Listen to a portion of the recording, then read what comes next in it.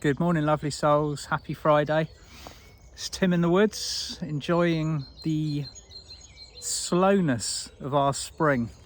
The cold air came in from the north and everything kind of ground to a bit of a halt, which I kind of like in a way, because it means the whole leafing process is a little bit slower and you can kind of get to appreciate that halfway point between the bud and the leaf flowering and becoming into bloom. That's the correct terminology.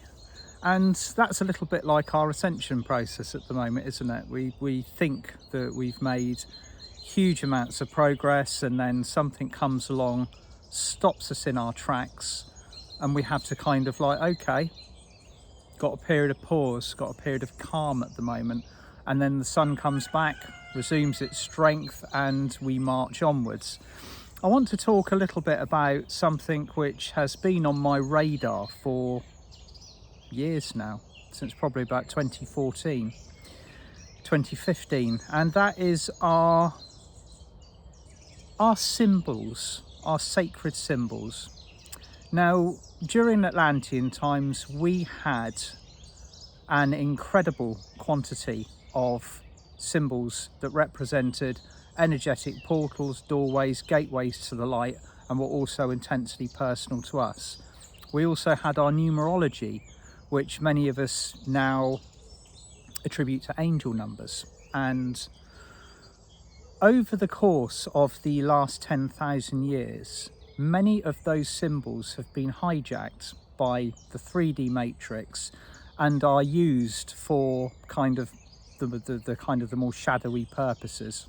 And at the moment, there is a huge point of focus upon how the rulers of the rulers of the 3D matrix are constantly using symbology. They're constantly using numerology, and therefore this is further re-empowering the negative energy that is contained within what was originally these sacred symbols. Now, I've got a theory for this, and I've put this theory into practice over the years. It doesn't matter what a number is, and it doesn't matter what a symbol is. It's the energy that you put into that symbol that defines its power.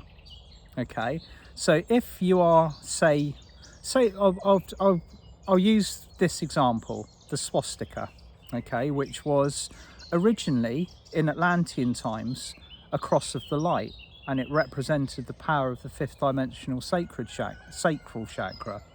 This has been handed down through generations. It's been used in Hindu times as also a cross of the light, representing light, peace, unity, heart-centeredness, which also kind of correlates to the sacral as well.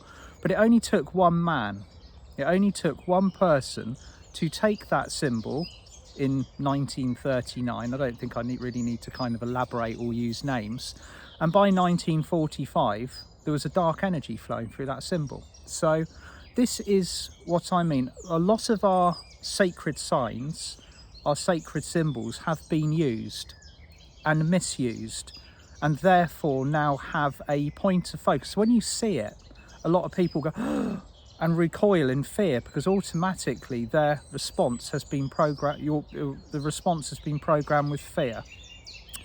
Now, I've kind of considered it my mantle or my duty of responsibility over the years to reclaim these symbols.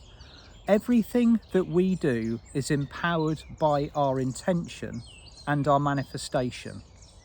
So, and this goes for words as well, because there's words that have been intertwined into our society. There's an entire language that is used in what we call law now, particularly in the UK, which has been designed to entrap people. Now, those same words can be used with a different intention and have a completely different power. So everything is down to the intention that is projected through a word, through a symbol, through a set of numbers, through the power of our intention and our manifestation, we provide the ignition for the quantity of light and focus that flows through something.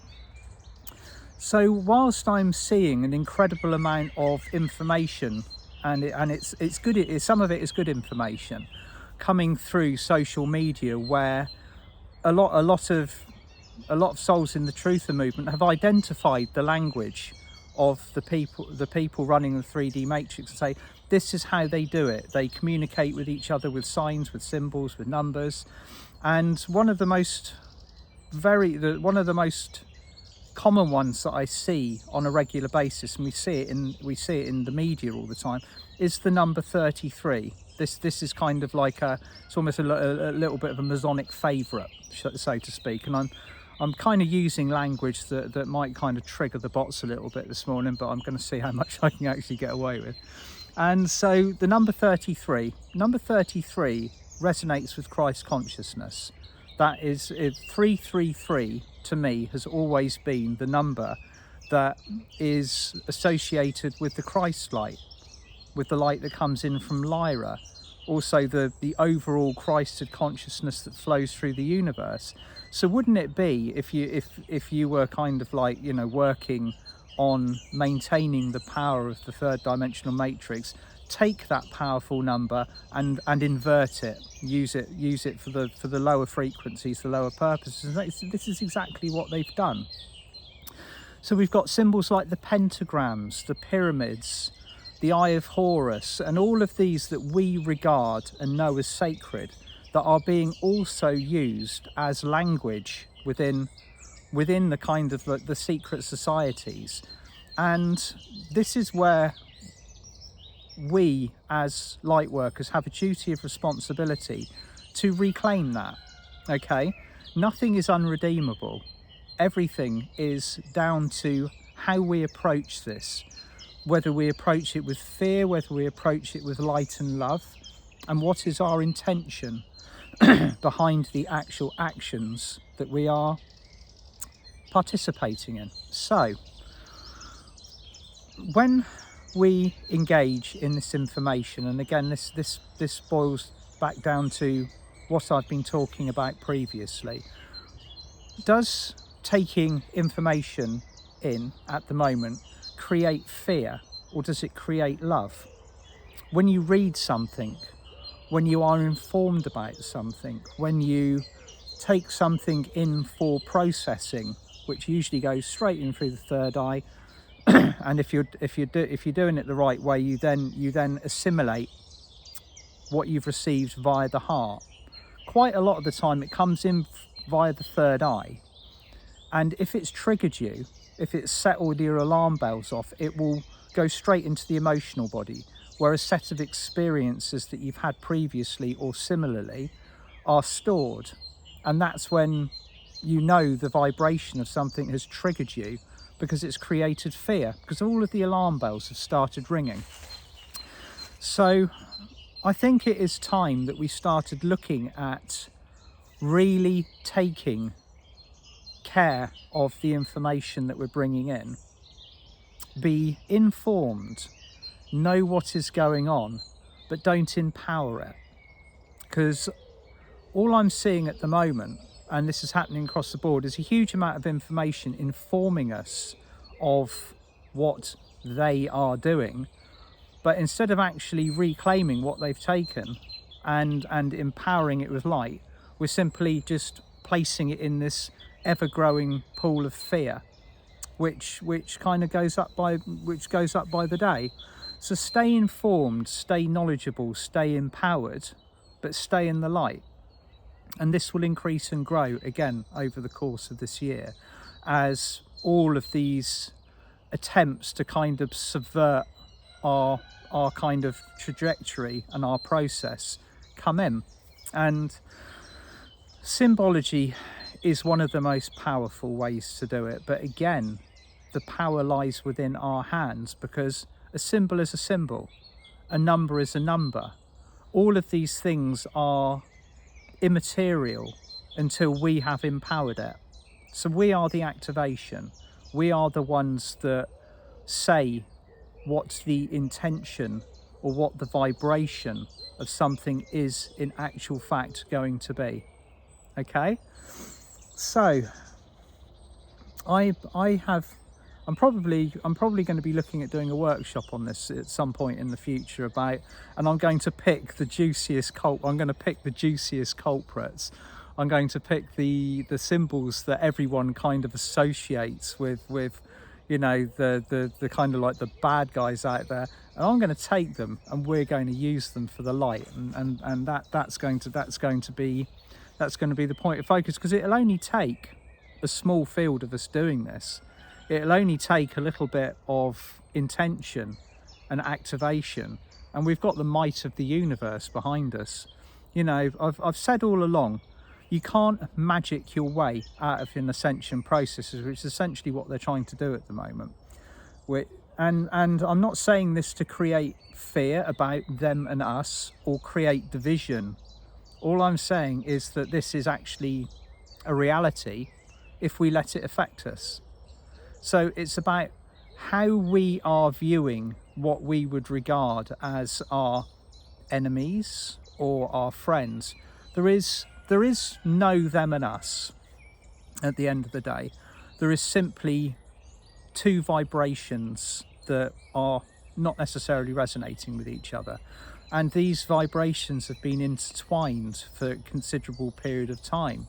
Now they've got to the point where the vibrations are they are ultimately going to go in their separate directions. And this was a question that Mia and I answered in the kind of the private group that we were running for our 6-month Ascension workshop series.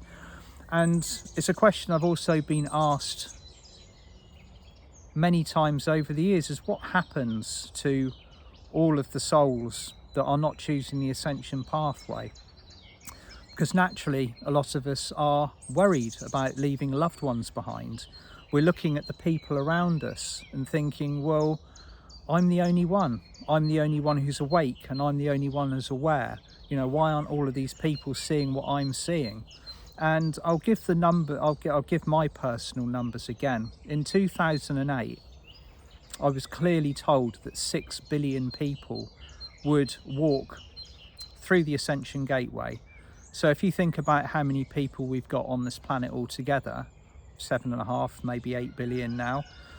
So say 1.5 billion are going to decide that they don't wish to be part of the Ascension process, whilst the great majority, 6 billion, walk through the gateway. So you must be looking at the people around you going, well, you know, how can that possibly be? These people aren't awake. We are the leaders of the light. We are the leaders of the light unity. And when we bear that mantle of responsibility, we lead by example. So it's my example, it's your example that will raise people to your vibration. And many of the souls that you see around you that you would categorize as asleep still are not asleep. They're just waiting for the cues. They're waiting for the triggers. They're not going to be suddenly activated by you sitting down and maybe giving them information when they're not ready for it. They're going to rise to the frequency gradually. They're going to take their own cues and their own soul triggers. Something will wake them up, or it will spring them into action. Okay? And it could be the way that you do something. It could be kindness that you show. It could be an action of somebody completely unassociated with you. Everybody who has signed up for this Ascension pathway will get the opportunity to awaken. But there is also a truth, or my personal truth, in believing that the hypnosis that has been cast upon the third dimension is so deep and so entrenched that it is indeed holding people in there for longer than necessary. And if you watch David and I and our workshop the other night working on releasing the outer major chakras at the back of the neck, that's where the secret lies. The outer major that is keyed into, like, as an umbilical cord into the third dimension, that once it's released, it doesn't necessarily mean that there's going to be an instant wake up. It doesn't mean that somebody is going to be suddenly freed from their sleep. The wake up process has to be done under kind of like it's more of a dutiful process that occurs as the soul has been guided to do. Sudden snap wake ups can be very they can be very traumatizing for someone. You know, if someone's chosen to wake up that way, then so be it, and they have to deal with the kind of the consequences of suddenly seeing everything in visceral detail for the first time. Most of the time it happens through sets of triggers, and the soul will have chosen to activate and step up through the dimensional spaces over a period of time. So please, if you are worrying about it, do not fret about the progress of our brothers and sisters at the moment. We've got another decade of living with this change, this upsurge in energy, until 2032, which is ultimately the target date of our shift from 3D to 5D. Now, when we get to 2032, it doesn't mean that we're going to suddenly be plunged into a fifth dimensional utopia. That is just the beginning. Okay, it's the beginning of the building of the golden age. We will have a fifth dimensional matrix established, which we're building very quickly at the moment. It's according to the Seraphim, we're ahead of plans. You know, we're doing very nicely. There is an incredible field of us all plugged into it and tuned into it, and it's, if you look at it, yes, it's a completely alternative reality to the one that constitutes what we call the third dimensional matrix. So it might look the same to us, but it won't feel the same. It will not be built the same way. There will be things added to it and sewn into the golden fabric that we have been dreaming of, that we are kind of like, you know, we sit there sighing to ourselves, wishing that the world wasn't the way it is, and visualizing how we want it to be. We have got this ahead of us, but I think that so many of us have been a little bit kind of battered by our experiences at the moment, that we're wondering where the light at the end of the tunnel is, or whether we're just going to carry on grinding and struggling for like sort of our entire incarnations. We haven't incarnated for that experience. Where we are now at this moment in time is the most intensive. It's the toughest part. It's right in the middle. It's where it is the most chaotic, because we have these two realities intertwined with each other. So we're having to ping pong between 3D and 5D constantly. We've got ourselves to manage, we've got our work to manage, we've got our families to manage, we've got the whole unified field to manage, and it is all intertwined with different vibrations. The most powerful thing that we can do is to hold our light strong and steady. Okay, I've been saying this all along, and it's kind of a message on repeat, but we are the beacons that set the frequency for everything else around us. So again, this goes back to the symbols and the misuse of the symbols. If we're seeing something and we believe it is associated with fear or darkness, then that will be so. If we believe something is for the light and we place that our intention through it, then it becomes the light. We are the key to this situation. We have the power of manifestation at our hands, and that is backed and governed by the universe and the law of one. So when you look at it from the higher perspective, it does kind of leave you, well, why was I even worried about that in the first place? Of course, that's how it works. So if you see something which triggers fear, if you see something which you believe is associated with kind of negative energy or darkness, that's our job to turn that round. It's our job to take that and put the intention and the manifestation and the activation through it that reverts that energy back to the light again, because that came first at the end of the day. All of the symbols that were there during Golden Atlantis exist in our reality around us now. They've been handed down through cultures, religions, spiritual communities, countries, all around the world. But they've fallen into hands that would ultimately use them for the wrongdoing. And that's what occurred at the fall. That's what occurred at the fall of Atlantis. A lot of the sacred information was saved, and it was put into archives at a higher frequency that we will access when we've reached a collective consciousness that vibrates at a level where it can be entrusted to be released again. Until that point, while we are rising, it will remain hidden, or selective bits of it will be given to people who can be entrusted with it. In the meantime, what we see and what we do with the world around us is entirely down to us. And I believe this very strongly, it's now our duty to take anything that we see that has maybe triggered us, or you've been told is for the dark, such as the numbers, such as the symbols, such as all of and reclaim them.